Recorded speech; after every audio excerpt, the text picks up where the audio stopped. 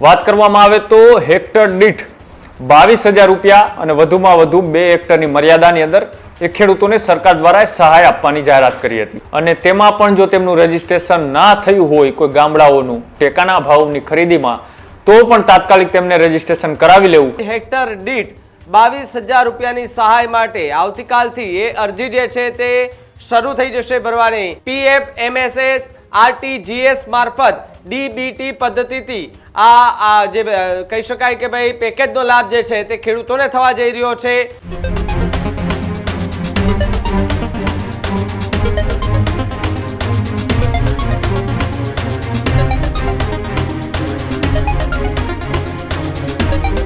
સમાચારોમાં આગળ વાત કમોસમી વરસાદને લઈને કરીએ તો કમોસમી વરસાદના કારણે ખેડૂતોને ખૂબ મોટે પાયે નુકસાન થયું હતું। ત્યારબાદ સરકારે 10,000 કરોડ રૂપિયાના સહાય પેકેજની જાહેરાત કરી હતી। આવતીકાલથી આ સહાય પેકેજને લઈને અરજી કરવાની લઈ સૌથી મોટા સમાચાર અત્યારે સામે આવી રહ્યા છે। વેબસાઇટ પણ જાહેર કરી દેવામાં આવી છે। વેબસાઇટ પરથી ખેડૂતોએ અરજી કરવાની રહેશે। સાથે જ હેક્ટર દીઠ 22,000 રૂપિયાની સહાય માટે આવતીકાલથી એ અરજી જે છે તે શરૂ થઈ જશે ભરવાની। આવતીકાલથી 15 દિવસ સુધી અરજી જે છે તે ખેડૂતો દ્વારા કરવામાં આવશે। સહાય પેકેજમાં 10,000 કરોડની એ સરકાર દ્વારા જાહેરાત પણ કરવામાં આવી હતી।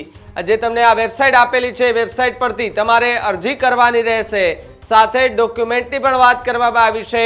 અરજી કરવા માટે VCE VLE પર એ મદદરૂપ જે છે તે તમને થવાની છે। અરજી કરવા માટે કોઈ પણ જાતનું ચૂકવણું એ કરવાનું નથી તે વાત ખાસ ખેડૂત ધ્યાને રાખે। પેકેજ અંતર્ગત ખેડૂતોને સહાય સીધી જે છે તે ખાતામાં મળશે તેવી વ્યવસ્થા કરવામાં આવી।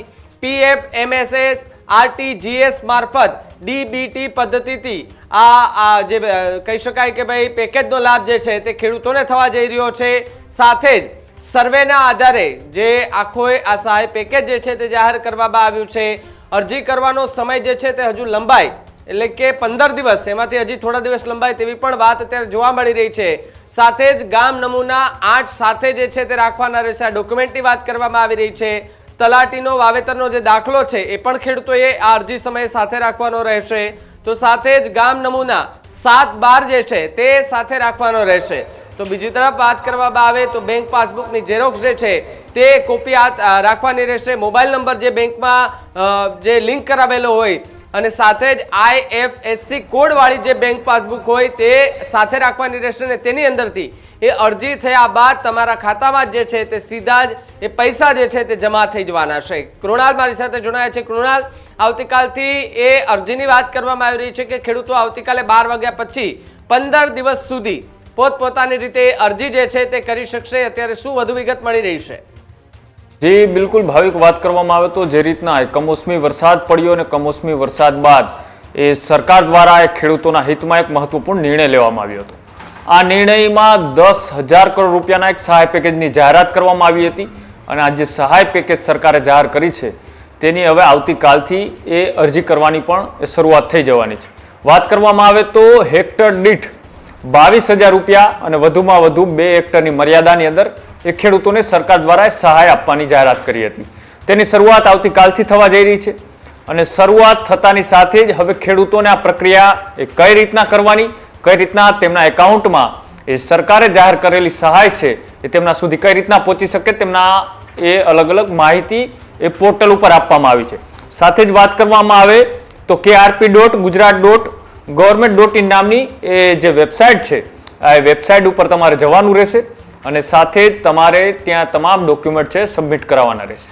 લગભગ 16,500થી પણ વધારે ગામડાઓ છે કે તેમને આ સહાયનો સીધો લાભ મળવાનો છે। આ સહાય લેવા માટે ખેડૂતે કોઈ પણ જાતનું ચૂકવણું નથી કરવાનું। આ સ્પષ્ટ સરકાર દ્વારા કરવામાં આવ્યું છે। તમે જ્યારે એ ફોર્મ ભરવા જાઓ એ તમારા વિસ્તારના જે તે અધિકારીની ઓફિસે ત્યાં તમારે આ સહાય માટે 1 પણ રૂપિયાનું એ ચૂકવણું નથી કરવાનું। અને બીજા જે મહત્વના ડોક્યુમેન્ટ છે કે તમારી જમીનની અંદર તમે જે વાવેતર કર્યું હતું તેમાં તમારા ગામના તલાટીનો દાખલાની જરૂર પડશે। સાથે જ એ તમારા ગામના એ 7-12 અને 8નો જે નમૂનો છે તે પણ સાથે રાખવાનો રહેશે। અને સાથે જ એટલે કે આવતીકાલથી જ્યારે આ સહાય પેકેજની અરજીની શરૂઆત થવા જઈ રહી છે એટલે કે આવતીકાલ સુધીમાં તમે એ ખાતેદાર હોવા એ પણ જરૂરી છે તો તમે અરજી કરી શકો છો। અને સાથે જ વાત કરવામાં આવે તો જે તમારા બેંકની પાસબુક છે એ બેંકની પાસબુક પણ અહીંયા હાજર રાખવાની રહેશે અને જે રીતનું ઓનલાઈન રજીસ્ટ્રેશન થઈ જશે ત્યારબાદ એ સરકાર દ્વારા સીધી જ તમારા એકાઉન્ટની અંદર આ સહાય તમને આપી દેવામાં આવશે. અને બીજી જો મહત્વની વાત કરવામાં આવે તો જે હેક્ટરે 22,000 રૂપિયાની મર્યાદા નક્કી કરવામાં આવી છે, વધુમાં વધુ તમે 2 હેક્ટર સુધી આ સહાયનો લાભ લઈ શકો છો અને મહત્તમ એ 15 દિવસનો એ સમય એ અરજી કરવા માટે સરકારે જાહેર કરેલો છે.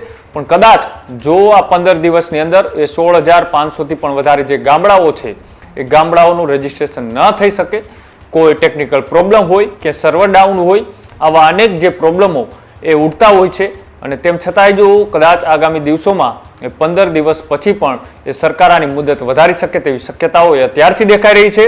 અને હવે આ જે 10,000 કરોડનું સહાય પેકેજ છે તે પણ હવે ખેડૂતોને સીધું એ પોતાના એકાઉન્ટમાં મળી રહે તે માટેનું એક પ્લાનિંગ એ સરકાર દ્વારા કરવામાં આવ્યું છે અને આ સહાયનું એક એક વસ્તુનું એ મોનિટરિંગ એ સીધું કૃષિ વિભાગની અંદર થવાનું છે. આમાં કોઈ પણ જાતની ગડબડ થાય અથવા તો કોઈ ખેડૂતને અરજી કરવાની અંદર કોઈ પ્રોબ્લેમ ઊભો થાય તો એ તાત્કાલિક એ ત્યાંના સ્થાનિક જે અધિકારીઓ હોય તેમનો સંપર્ક કરવો અને સાથે તેમને રજીસ્ટ્રેશન કરાવ્યા પછી પણ જો તેમને સહાય ના મળે તો પણ તેમને તાત્કાલિક કૃષિ વિભાગનો સંપર્ક કરવો. અને જે રીતના એ ટેકાના ભાવે મગફળીની પણ ખરીદી સરકાર દ્વારા શરૂ કરી દેવામાં આવી છે. 125 મણ મગફળી એક ખેડૂત દીઠ એ સરકારે નક્કી કરેલા ભાવ એટલે કે 1452 રૂપિયામાં એ ખરીદી પણ શરૂ થઈ ગઈ છે. તેમાં પણ ખેડૂતોને અસમંજસની સ્થિતિ હતી કે સર્વર ડાઉન હોય, પોતાના વિસ્તારમાં જે કેન્દ્રો છે કેન્દ્રો ચાલુ નથી થયા, આવી અનેક સમસ્યાઓમાં પણ એ સીધા તે અધિકારીઓનો સંપર્ક કરી શકે છે. અને તેમાં પણ જો તેમનું રજીસ્ટ્રેશન ના થયું હોય કોઈ ગામડાઓનું ટેકાના ભાવની ખરીદીમાં તો પણ તાત્કાલિક તેમને રજીસ્ટ્રેશન કરાવી લેવું અને પછી જે ટેકાના ભાવે મગફળીની ખરીદી થાય તેમાં પણ સરકાર દ્વારા એ સીધા જ પૈસા જે એકાઉન્ટમાં ટ્રાન્સફર કરવામાં આવતા હોય છે. એટલે આ ખેડૂતો માટે એક સુવિધાના ભાગરૂપે એ સરકાર દ્વારા એક નવી પહેલ કરવામાં આવી છે. આવતીકાલથી એ 10,000 કરોડ રૂપિયાનું જે સહાય પેકેજ હતું એ હવે સીધું એ ખેડૂતોના ખાતામાં જમા થાય તે રીતની વ્યવસ્થા સરકારે કરી છે. એટલે આવતીકાલથી એ તમામ ખેડૂતોએ આજે સરકાર દ્વારા એ રજીસ્ટ્રેશન માટેની એક વેબસાઇટની લિંક આપવામાં આવી છે. આ વેબસાઇટની લિંક ઉપર જે તમામ ડોક્યુમેન્ટ સબમિટ કરાવવાના અને સબમિટ કરાવ્યા બાદ એ સરકાર એ તમામ રજીસ્ટ્રેશન પૂર્ણ થયા બાદ આ ખાતામાં સીધી સહાય ભાવિક એ જમા કરવાનો પણ એક પ્લાન કરવામાં આવ્યો છે. જી કૃણાલ, ખૂબ ખૂબ આભાર જોડાવા બદલ અને માહિતી બદલ. તો જે રીતે ખેડૂતોને ખૂબ મોટા પાયે નુકસાન થયું છે ને એને વળતર સ્વરૂપે એ સરકાર જે છે તે 10,000 કરોડના સહાય પેકેજની જાહેરાત કરી હતી. હાલ જે વેબસાઇટ જે છે તે પણ જાહેર કરી દેવામાં આવી છે. અમારા સોશિયલ મીડિયા પ્લેટફોર્મના ડિસ્ક્રિપ્શન પર અમે આ લિંક જે છે તે મૂકી દઈશું, ત્યાંથી પણ તમે લિંક ખોલી અને તમે ત્યાંથી અરજી કરી શકો અને સાથે જ આ જે વળતર છે એ સીધું જ તમારા ખાતામાં જમા થાય તે પ્રકારની સરકાર દ્વારા વ્યવસ્થા કરવામાં આવી છે. અને હા, મહત્વની વાત આપણે સૌથી એ કહી દઉં કે જ્યારે તમે અરજી કરવા માટે કોઈ પણ પોર્ટલ ઉપર જાઓ છો તો ત્યાં તમારે 1 પણ રૂપિયો દેવાનો છે નહીં. આ વાત તમે સ્પષ્ટપણે સાંભળી લેજો, 2 વાર સાંભળી લેજો કે તમે અરજી કરવા જાઓ ત્યારે તમારે 1 પણ રૂપિયો આપવાનો થતો નથી. અને છતાં પણ જો તમારી પાસેથી કોઈ પૈસા માગે છે તો એનો વિડીયો ઉતારી અને મીડિયા સામે લાવજો, એ સોશિયલ મીડિયા પર વાયરલ કરજો. આપણે એમને ખુલ્લા પાડીશું, કારણ કે સરકાર જે છે તેમણે આ વખતે ડિજિટલ સાથે એ લિંક ઉપરથી સીધું જ તમે અરજી કરી શકો કોઈ પણ ચૂકવણા કર્યા વગર. એટલે આ પ્રકારની અરજી અને સાથે જ કોઈ પણ જાતના રૂપિયા નથી દેવાના. આ વાત મહત્વની જે છે તે ખેડૂતો માટે ખૂબ મોટી કહી શકાય. અને આવતીકાલથી જે છે તે મોટી સંખ્યામાં ખેડૂતો હાલ આ હેક્ટર દીઠ 22,000ની જે સહાય માટેની જે વાત કરવામાં આવી રહી છે તેને લઈને ખૂબ મોટી અરજીઓ જે છે તે આવતીકાલથી થાય તેવી શક્યતા જોવા મળી રહી છે.